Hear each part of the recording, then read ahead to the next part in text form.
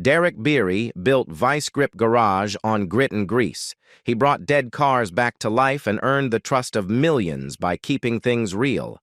But then strange claims began circulating, shocking headlines, stories that didn't sound believable, yet wouldn't go away. Where did Derek Bieri go? What actually happened behind the scenes? This isn't about internet myths or sensational gossip. It's about separating fact from fiction and uncovering the truth behind Derek's sudden absence, the events that shook his world, and what it all means for the future of Vice Grip Garage. Derek Bieri was born on May 16, 1984, in Minot, North Dakota, and raised on a rural farm where fixing things yourself wasn't a hobby, it was survival. Long winters and limited resources meant broken equipment had to be repaired immediately, not replaced. His mechanical instincts weren't learned in a classroom, but passed down from his father and grandfather, both lifelong mechanics. From them, Derek learned to read machines by sound, smell, and feel, listening to an engine, recognizing burnt oil, and sensing trouble through the steering wheel. That hands-on upbringing shaped the calm, intuitive way he works today. Before YouTube, Derek followed a very different path. He worked as an automotive technician, then climbed into corporate and executive roles within parts distribution and retail operations. Financially, he was doing well, but personally, he felt disconnected. In a 2023 interview, he admitted that corporate life left him feeling as though he had wandered into a version of life he never consciously chose. Everything changed in 2017. With an old iPhone taped to his garage door, Derek filmed himself trying to start an abandoned car using basic tools and patience. There was no script, no music, no polish, just trial, error, and dry humor. That first Vice Grip Garage video didn't go viral overnight, but viewers connected instantly with its honesty. The channel grew steadily by offering something rare: realistic, affordable car revival content that didn't require massive budgets or perfection. Between 2018 and 2020, Derek uploaded consistently, focusing on forgotten American cars: Chevelle, Caprices, Monte Carlos, F100s, often using temporary unconventional fixes to get them running.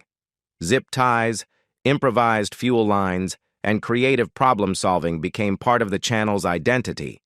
It wasn't about shortcuts, it was about proving that progress was possible. By mid-2022, Vice Grip Garage had surpassed 1.3 million subscribers.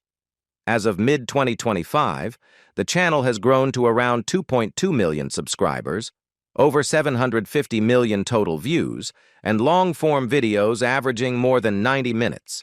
The audience wasn't just watching repairs, they were watching perseverance. One car came to define the channel's spirit, a 1972 Chevrolet Chevelle nicknamed Independence. Derek drove it during Sick Week 2022, covering more than 1,000 miles before running a 9.73-second quarter mile at over 140 miles per hour. To him, the battered car symbolized resilience, damaged, imperfect, but unwilling to quit. That same philosophy carried him into television. In 2022, Derek launched Roadworthy Rescues on Motor Trend.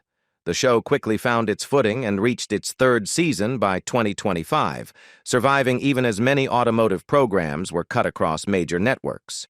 Beyond restoring cars, Derek Bieri gradually expanded Vice Grip Garage into a full ecosystem. He auctions refurbished vehicles, attends fan events, sells merchandise, and collaborates with major automotive brands like Motion Raceworks, Holley, and Bear Brakes. Yet none of it feels forced. Sponsorships are woven naturally into the content, protected by the credibility and honesty Derek has maintained since the channel began. What truly sets Vice Grip Garage apart, however, isn't scale or production value. It's structure. The channel wasn't built on flashy edits or big budgets, but on real skill and sincerity. And that foundation starts at home. Behind the scenes, Vice Grip Garage operates less like a professional shop and more like a three-generation family garage, bound by shared values and hands-on work.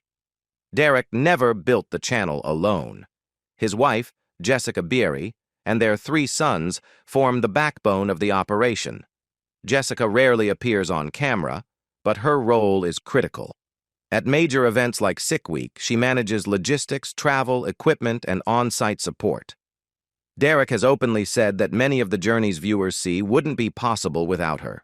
It's not praise for effect, it's recognition of partnership. Their children are raised with the same mindset Derek grew up with. Learn by doing, solve problems yourself, and don't rely on shortcuts. Their youngest son, Bentley, became a familiar face to viewers and now runs his own channel, Little Grip Garage, focused on go-karts, mini-bikes, and small off-road machines. Derek guides him quietly, emphasizing independence rather than control. Bentley's presence connects younger audiences while preserving the traditional values at the heart of the channel. In a 2025 live stream, Derek summed up his philosophy simply. He doesn't expect his kids to become mechanics, but he wants them to know how to fix problems, because if they can fix a car, they can fix life. That idea resonated deeply within the car community. Friends are part of that inner circle, too. During Sick Week 2022, Derek trusted his longtime friend Chad Asham to drive one of the restored cars, while Derek rode with his son. Chad and his wife Haley later helped with car transport, auctions, and long filming schedules. The operation functions like a tight-knit technical crew, small, trusted, and efficient. As of early 2025, Vice Grip Garage still releases one long-form video nearly every week, often exceeding 90 minutes, without a formal production crew. Cameras are mounted, editing happens at home or in the garage, and sometimes Jessica steps in to help meet deadlines. Nothing is staged. The clutter, the setbacks, the voices in the background, all of it remains. Keeping the channel family run has also prevented many growing pains common to large YouTube operations. Ownership stays centralized, decisions are made internally, and Jessica oversees most sponsorship agreements. Fans recognize that structure. At events like C10S in the city in 2025, crowds lined up not just for Derek, but for Bentley and Jessica as well. Proof that Vice Grip Garage is seen as a family identity, not just a channel. That closeness is also its vulnerability. Because the channel and the family are inseparable, any shift affects everyone. And when changes began after 2023, it wasn't just the audience that had to adjust. The entire Bieri family had to rethink a rhythm they had lived by for years. Beginning in 2023, longtime followers of Vice Grip Garage started to sense a clear shift. Video uploads became less frequent. Events Derek Bieri once attended every year no longer carried his name. Live streams, once a regular point of contact with fans, nearly disappeared, replaced by brief Instagram posts or short updates on the channel's website. To some viewers, it felt sudden. In reality, the change had been building quietly for some time. The reason wasn't controversy or burnout from a single moment, but growth that outpaced expectations. By late 2022, Derek was no longer operating solely as a YouTube creator pulling cars from fields and barns. That September, Roadworthy Rescues premiered on Motor Trend, marking his full transition into television. The show quickly gained traction and was renewed for multiple seasons. By May 2025, more than 24 episodes had aired, filmed across numerous states under professional production schedules that demanded weeks of travel, coordination, and long filming days. The time Derek once reserved for YouTube was now largely consumed by television commitments. At the same time, his presence at major automotive events continued to expand. In early 2024, Derek competed in Sick Week with 2 vehicles, a 1971 Chevelle known as Liberty and a 1991 Chevrolet pickup, doubling both preparation and logistics. In May 2025, he arrived at Mecum Indy, one of the largest classic car auctions in the country, with 5 fully restored vehicles. Between television, travel, and event preparation, maintaining the pace of producing a 90-minute YouTube video every week became unsustainable. Derek addressed the issue candidly during a live stream, explaining that he didn't want Vice Grip Garage to become a content machine. Posting simply to meet a schedule, he said, would eventually strip the work of meaning. Rather than chase volume, he chose intention. By late 2023, he deliberately reduced uploads to 2 or 3 videos per month, prioritizing deeper mechanical work, longer builds, and stronger storytelling. Away from the camera, Derek shifted his focus toward long-term projects.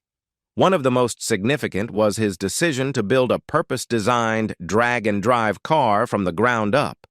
Unlike his usual approach of reviving neglected vehicles, this project centered on safety and reliability, especially important as his wife and children increasingly accompanied him on multi-day events covering hundreds of miles.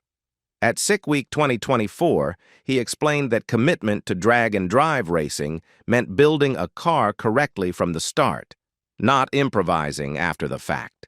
He also continued taking on demanding special projects, reviving a Pantera that had sat abandoned for more than 3 decades, delivering an LS-swapped Nova across state lines in brutal winter conditions, and collaborating with respected builders like Finnegan, Tony Angelo, and John Chase on high-performance trials. These videos weren't designed for casual viewers or quick clicks. They were made for the core audience, those who followed Derek for the process, the problem-solving, and the honesty. Ironically, stepping back from constant uploads only amplified his presence. With fewer appearances, Derek's image began to take on a larger, almost mythic quality among fans. He was no longer just the guy bringing junkyard cars back to life on YouTube. He was evolving into something broader, a symbol of hands-on problem-solving, independence, and DIY culture, whose influence extended well beyond a single platform. What viewers were witnessing wasn't disappearance, but transition. Derek Bieri was moving into a new phase, one where Vice Grip Garage remained the foundation, but no longer the boundary of what he represented. By 2025, Derek Bieri had earned something rare in the worlds of YouTube and reality television: trust without controversy.